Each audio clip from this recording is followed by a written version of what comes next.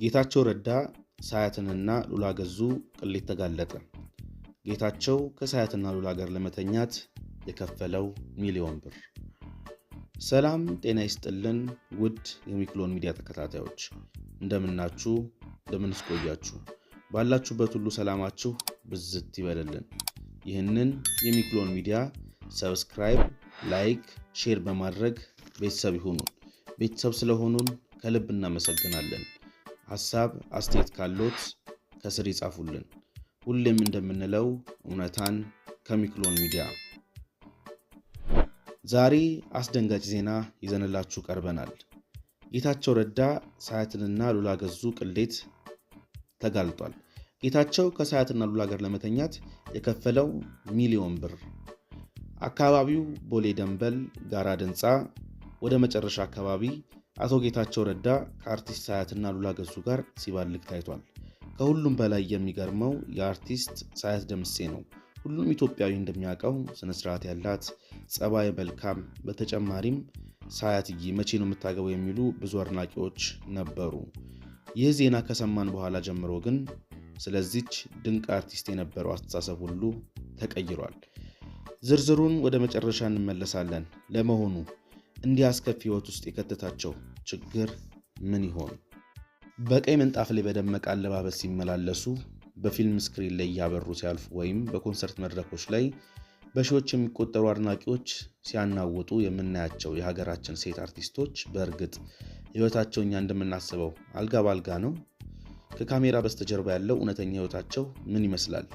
በቲቪ ስክሪን የምናየው ውበትና ፈገግታ ስር የተሸሸጉ ምስጢሮች፣ ያልተነገሩ ፈተናዎችና ብዙዎችን ያስገረሙ እውነታዎች ምንድን ናቸው? ዛሬ በቪዲዮአችን የኢትዮጵያ ሴት አርቲስቶች ህይወት በተለይ መነጽር እንቃኛለን። እስከ ቪዲዮ መጨረሻ ድረስ አብራችሁን ቆዩ።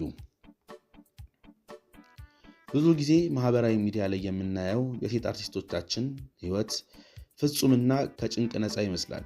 የዘመኑ ፋሽን አለባበሳት፣ ውድ ሽቶዎችና ውብ የጉዞ ፎቶዎች፣ ነገር ግን ከዚህ በስተጀርባ ያለው እውነታ ሙሉ በሙሉ የተለየ ነው። አንደኛ፣ የፋይናንስ አለመረጋጋት ነው። በኢትዮጵያ የፊልምና የሙዚቃ ኢንዱስትሪ ውስጥ ሴት አርቲስቶች የሚያገኙት ክፍያ ከወንዶች ጋር ሲነጻጸር አሁንም ክፍተት እንዳለው ይነገራል። አንድ ፊልም ሰርቶ ለማጠናቀቅ ወራት ይወስዳል። ነገር ግን የሚከፈላቸው ክፍያ ከሚወጡት ድካምና ከሚጠበቅባቸው የማህበራዊ ህይወት ደረጃ ጋር በፍጹም አይመጣጠንም። ብዙዎች የፊት ገጽታቸው ጠብቀው ለመታየት ሲሉ ብቻ ትልቅ የኢኮኖሚ ጫና ውስጥ ይወድቃሉ። ሌላኛው የማህበራዊ ሚዲያ ጫና ነው። በአሁኑ ወቅት ማህበራዊ ሚዲያ የአርቲስቶቻችን ትልቅ መድረክ ቢሆንም በተመሳሳይ የጭንቀት ምንጭ ሆኗል። እያንዳንዱ እንቅስቃሴያቸው፣ አለባበሳቸውና የቤተሰብ ህይወታቸው በህዝብ ዘንድ ይገመገማል። ትንሽ ስህተት ወይም ያልተረዳ ቃል ከተናገሩ የሚደርስባቸው የትችትና የዘለፋ ማዕበል ቀላል አይደለም። አሁን ደግሞ ወደ አዎንታዊና ብዙዎችን ወደሚያስገርመው ጉድ እንሸጋገር። ብዙዎቻችን ሴት አርቲስቶቻችንን በስክሪን ላይ ብቻ የምናውቃቸው፣ ነገር ግን ከጥበቡ ዓለም ውጪ የተሳካላቸው ነጋዴዎችና ስራ ፈጣሪዎች መሆናቸውን ያውቃሉ? የንግድ ተቋማት ባለቤቶች፣ አብዛኞቹ የታወቁ ተዋንያንና ድምፃውያን ከኪነ ጥበቡ የሚገኘው ገቢ በቋሚነት ላያስተማምን እንደሚችል በመገንዘብ በራሳቸው የንግድ ዘርፍ ተሰማርተዋል። የውበት ሳሎኖች፣ የልብስ ሱቆች፣ የክስተት ማዘጋጆች ወይም ደግሞ ኢቨንት ኦርጋናይዚንግ ኩባንያዎችና የሬስቶራንት ቢዝነሶችን በስኬት ይመራሉ። ትምህርትና ሙያቸው እንዴት ነው ስንል ከካሜራ ጀርባ የሕክምና፣ የህግ፣ የኢንጂነሪንግ እና የንግድ ማኔጅመንት ዲግሪ ያላቸው በርካታ ሴት አርቲስቶቻችን አሉ። ጥበብን ከእውቀት ጋር አዋህደው የሚሰሩ በመሆናቸው ለብዙዎች አርአያ ናቸው።